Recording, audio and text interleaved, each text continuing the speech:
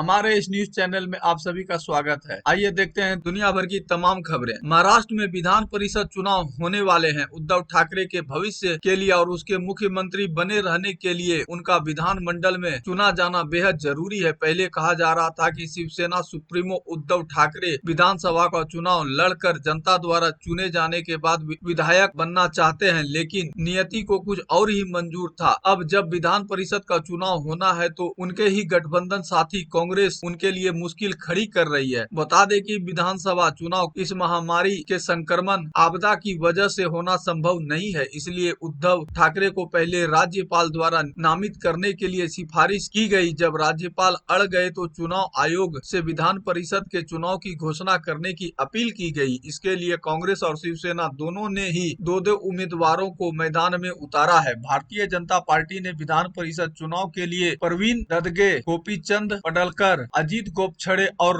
रंजीत सिंह पाटिल को बतौर प्रत्याशी मैदान में उतारा है। एनसीपी ने अब जब अपना सत्ता पत्ता साफ नहीं किया है, लेकिन अगर वो भी अपने प्रत्याशी उतारती है तो 9 विधान परिषद सीटों के लिए कुल 10 उम्मीदवार मैदान में ताल ठोकेंगे। इससे उद्धव का निर्विरोध चुने जाने का सपना टूट सकता है। नियमानुसार अगर कोई व्यक्ति विधानमंडल के किसी भी सदन का सदस्य नहीं है और उसे मुख्यमंत्री पद की शपथ ली है तो उसे अगले 6 महीने के भीतर विधानसभा या विधान परिषद का सदस्य बनना पड़ेगा। चूंकि एमएलसी का चुनाव गुप्त मतदान के जरिए होता है, इसलिए ऐसे चुनाव में क्रॉस वोटिंग होते आए हैं। ऐसे में कांग्रेस या एनसीपी में से किसी एक को मात्र एक सीट पर लड़ना पड़ेगा, तब क्रॉस वोटिंग का खतरा कम होगा। महाराष्ट्र के कुल 288 सदस्यीय विधानसभा में उद्धव के नेतृत्व वाले सत्ताधारी गठबंधन महाविकास अघाड़ी को 170 विधायकों का समर्थन हासिल है, जिसमें शिवसेना के 56 विधायक, एनसीपी के 54 विधायक, कांग्रेस के 44 विधायक और अन्य 16 विधायक शामिल हैं। भाजपा 105 सीटों के साथ सदन की सबसे बड़ी पार्टी है। विधान परिषद में चुने जाने के लिए प्रथम वरीयता के आधार पर 29 सीटों की आवश्यकता है। सत्ताधारी गठबंधन 5 सीटें आराम से जीत सकती है। वहीं विपक्ष में बैठी भाजपा भी 3 सीटों पर सेफ है। भाजपा की चौथी और शिवसेना, एनसीपी, कांग्रेस गठबंधन की 6ठी सीट के लिए काफी तोड़जोड़ हो सकती है। विधान परिषद में जाने के लिए बेचैन मुख्यमंत्री उद्धव ने इस संबंध में प्रधानमंत्री नरेंद्र मोदी को भी फोन पर बातचीत की थी।